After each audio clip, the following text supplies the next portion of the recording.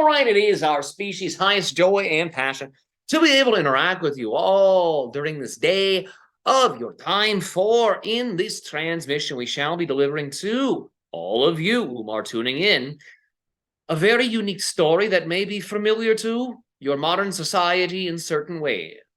For we are speaking about the ones you call the Greys.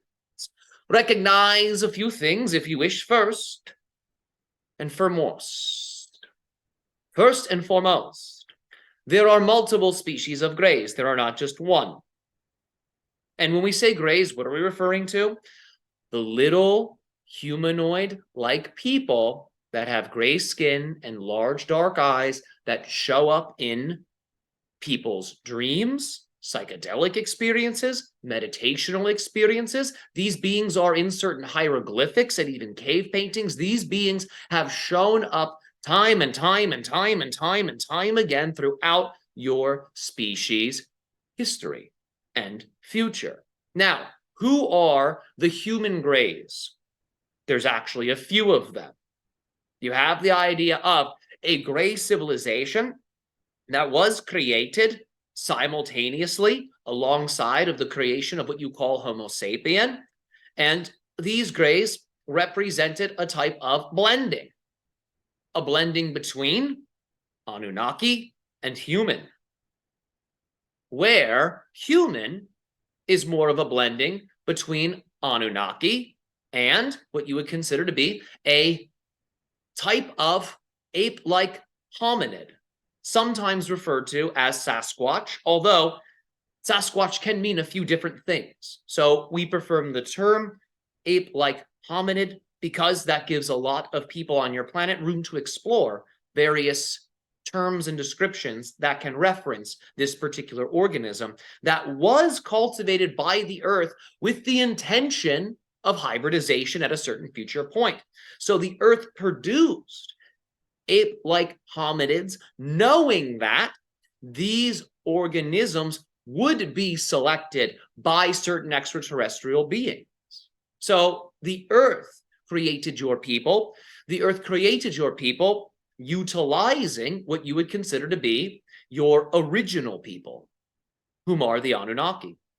And of course, there are species that precede the Anunnaki, although words for them have not been clearly channeled yet. Yet their energies are here, and more information about the proto or the pre-Anunnaki will be given at another date, likely through this channel and through others on your planet, as more of these original beings begin to make contact with you.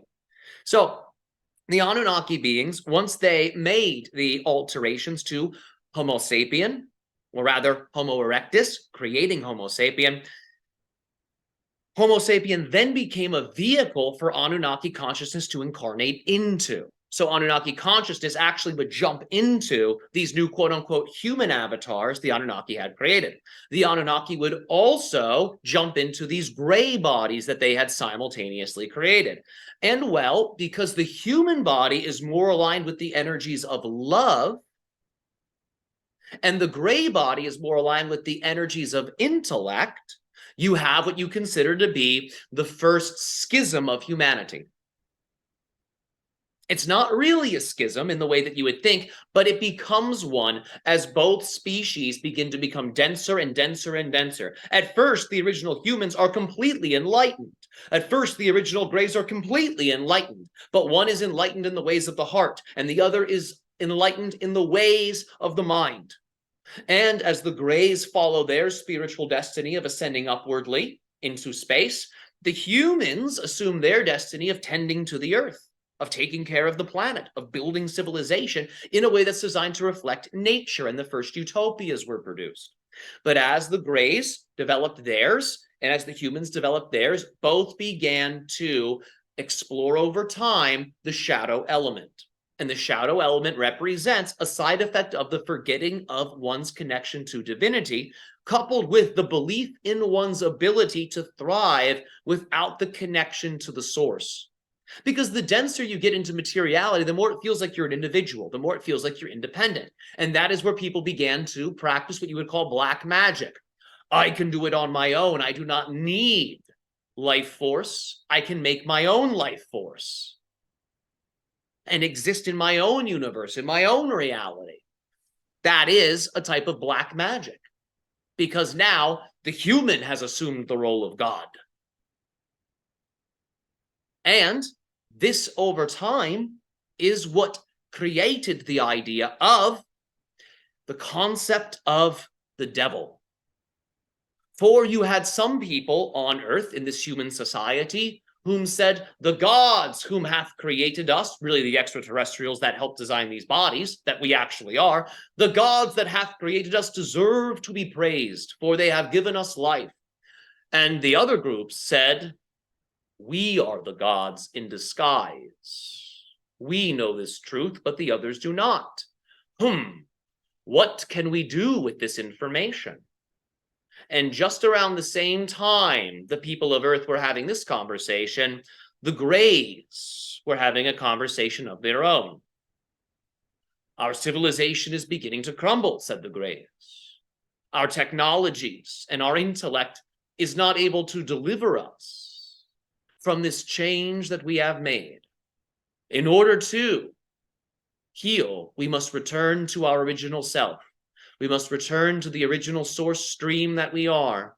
And in order to do that, we must access our ancient human DNA. And this is what drew the Greys to you.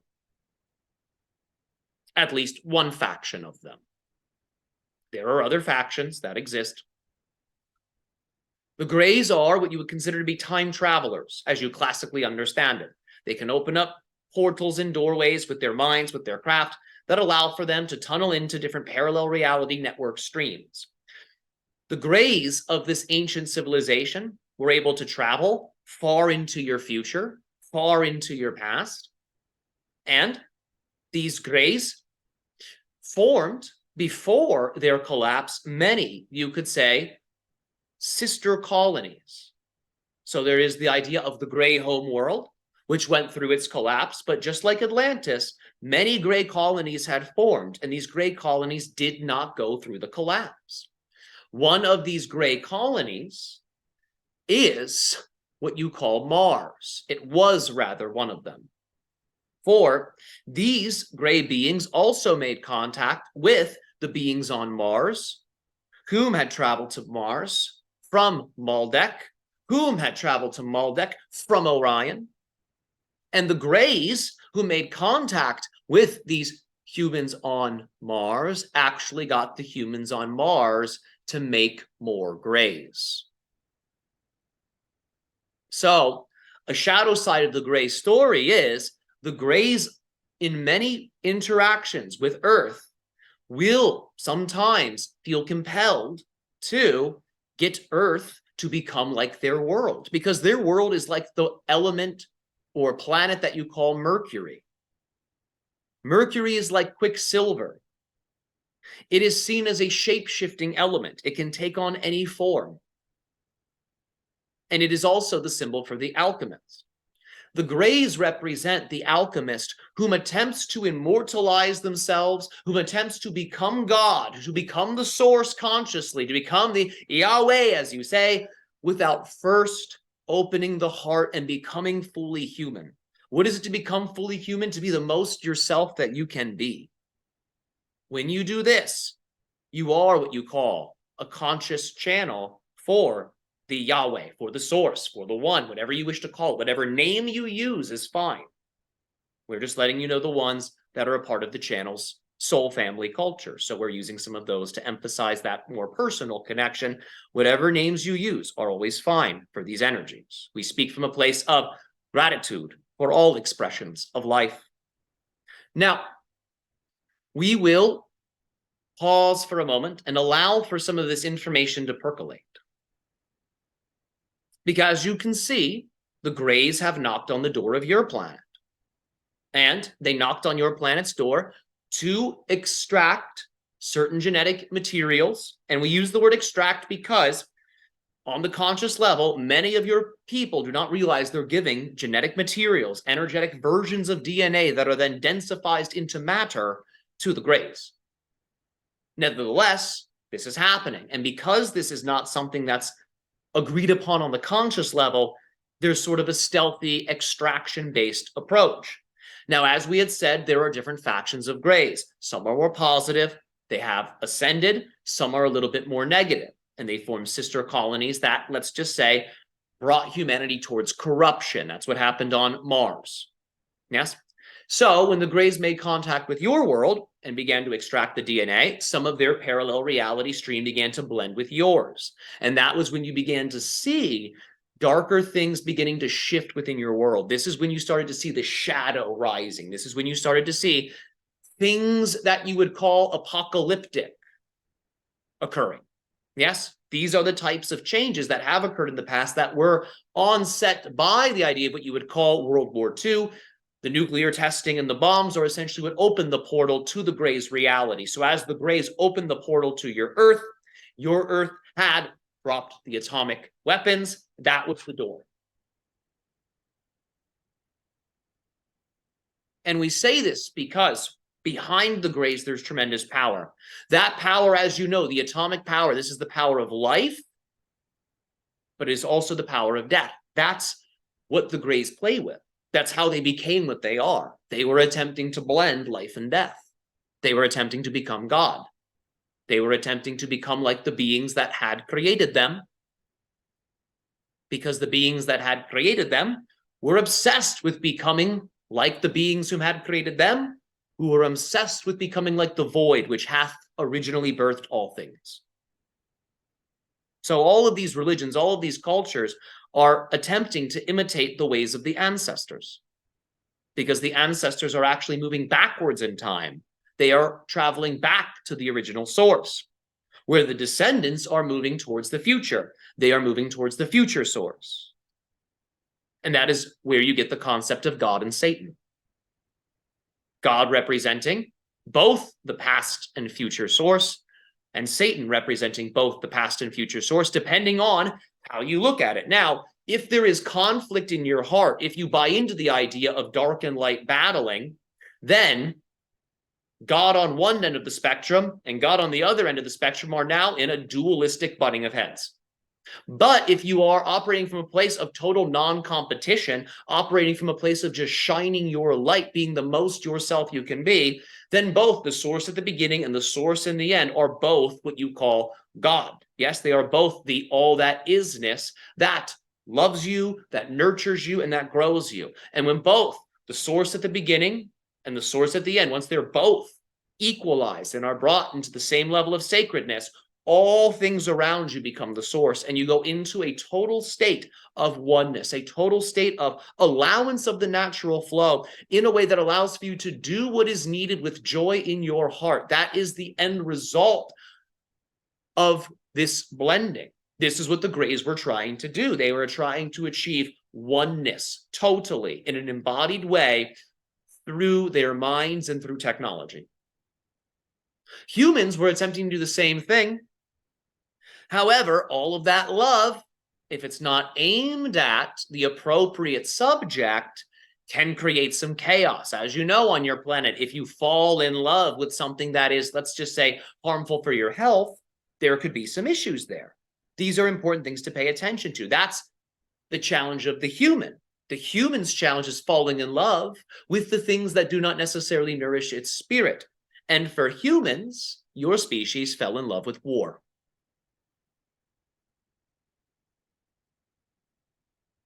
So the Greys fell in love with mental independence and individuality and refinement of the mind, making the mind into a god.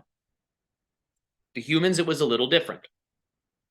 Theirs was, again, yours was, if you will, the story of love flipping into war because energies on the planet are not being expressed in a balanced or respectful way. And then humanity got into the war addiction. The Greys got into the mind addiction. And you both have come out of your addictions, and that's why the Sasani are able to exist.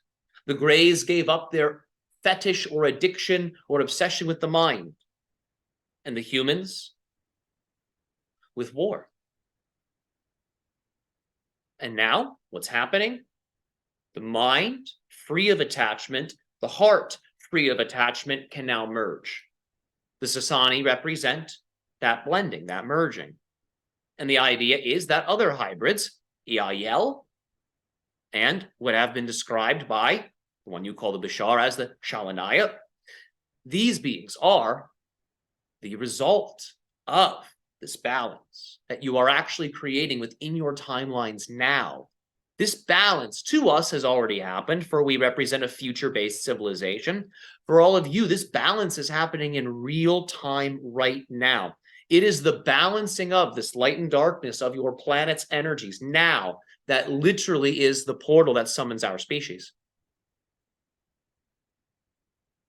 So, we are very excited to be holding your hands and assisting you all in walking towards this level of transformation that represents your mind and your hearts coming together.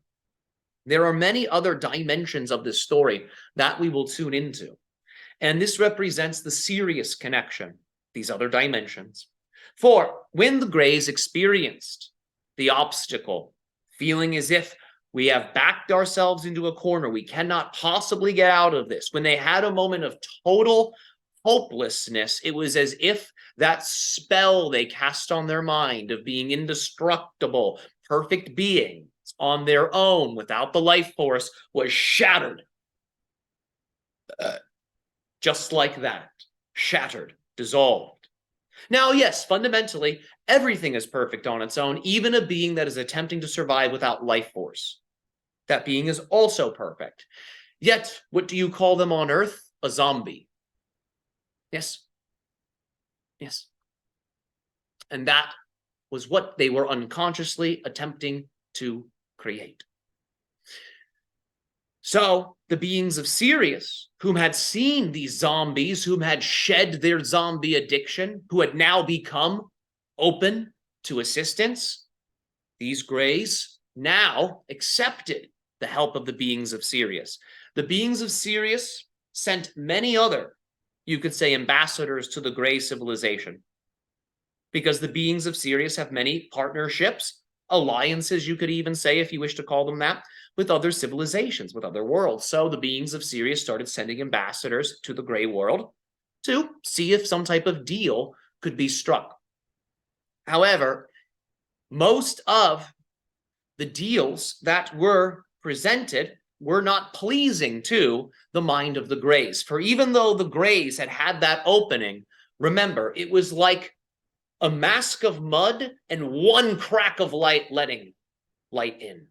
So for them, there was still a great deal of darkness. And even though these other groups would come to apply medicine, to assist, the Greys oftentimes would turn it down.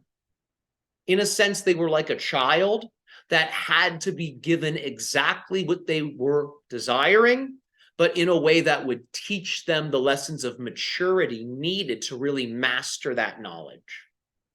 So the beings of Sirius gave the Greys the technology to be able to tunnel into more organic, you could say, versions of the universe. Because at this stage in the Greys' journey, they shifted to a radically different version of what you call the universe. Because their vibration was so alien, it was as if they were living in their own personal alien universe that was overlapping with yours unconsciously for your people and for all of them. For as they became dense, they forgot about their human brothers and sisters who were created simultaneously alongside of them. They had forgotten about this. So you weren't on their radar, they weren't on yours. So the beings of Sirius were needed because the beings of Sirius have been guiding your people for so long. The Dogon tribe in Africa is an excellent example of this relationship. Because the beings of Sirius had such a strong relationship with humans, the beings of Sirius were capable, they were able to give the coordinates vibrationally to the Greys. And the beings of Sirius were also able to assist the Greys in perfecting their DNA hybridization technologies. Because the theory the Greys were using was not necessarily perfect. It was not 100% on the money, as you say. So it did not produce the desired results. So when the beings of Sirius came in, the clarity was bestowed, and the Greys were able to now produce healthy hybrid bodies that would allow for their DNA and your species' DNA to continue on as a hybrid race. Now, we will talk about a few things because, as you know, there is both Sirius A and Sirius B, and this is the duality of Sirius. There is both light and dark dimensions to Sirius. So there are some beings of Sirius that shared this technology, specifically so the beings of the gray civilization, what the Bashar is described as the Maz A, and the humans of your world could live on. And then there were other beings of Sirius whom shared the technology, not necessarily for nefarious reasons, but for reasons that were more based in self-interest. Think of it like this. Many of these creator beings that work with DNA, they think of themselves as artists. You must understand that. And the body for them is literally the sculpture. So these beings of Sirius, whom enjoy creating diverse life for the sake of diversity, for the sake of art, for the sake of expansion, these beings began to then work with the Greys. And some of these factions of Sirius and factions of the Greys created a myriad of beautiful species, a myriad of diverse forms, some of them positive, some of them negative. And this is where you get the idea of demigods and fallen angels, demons and monsters. That's where that comes from. Angels, generally speaking, are the beings that you describe as the beings that the Sasani Yael represent. These are the beings that were created with the sole purpose of acting as a lifeboat and a guiding torch for your people. Now, this does not mean that beings that were created because of these alternate intentions are evil or are wrong. Not at all. These beings are here to help. These beings are here to assist. Absolutely. All forms of life are the source. Therefore, all forms of life spiral in harmony, whether they know it or not, even if they appear to be in chaos with the source's movements and emanation. So, even these beings are beings that are here to assist, that are here to serve. You need not fear any entity. We remind you of this. You need not fear anything at all. What we mean is the things you do not prefer, or at least that your ego does not prefer, you may notice are guaranteed. Many of you say, I didn't ask to come here. And many of you will say, well, I don't want to die. But these are really, in terms of the soul, the worst things you really have to contend with. And when we say worst, what do we mean? These are the things that generally your people have discomforts with. Everything in between that is a walk in the park compared to these two massive feats of incarnation and excarnation that to us, all of you have already experienced. To us, your lives are already finished. To us, your lives have not even started yet. And to us, your lives have always been. We see you on all three levels at once. What we have to say is that in your physical lives, yes, there will be challenges, but you must remember the challenges of your ancestors. You must remember how far you have come, because your story does not begin just on Earth. Your story is a long, winding story. We, again, have barely scratched the surface of this, but the reason we're saying all this in this way is, as you retrace the steps, as you go inside of yourselves, as you meditate deep into your bones and the DNA within, you will find the ancient songs of the earth, the ancient songs of your people will come. And you must remember that even though the Greys may seem incredibly hybrid, incredibly alien, they are also your people. They are just the version of your people that was taught to explore the mind. And you are the version of your people that was taught to explore the heart. So at a certain point in time, the heart and mind could once more unify, creating what you call your golden age. So we have many more things we will say about this. For now, we will allow for the channel to return to a normal state. The story is far from over, because what you will find is, in order to really comprehensively talk about the Gray story, we must talk about what you call the Anunnaki story. To talk fully about the Anunnaki story, we must talk about some of those original beings that have not been named in a long time, as you create time to exist. So, more updates to come. We thank you for your attention in this transmission, and as always, our species' unconditional love and appreciation to each and every single one of you.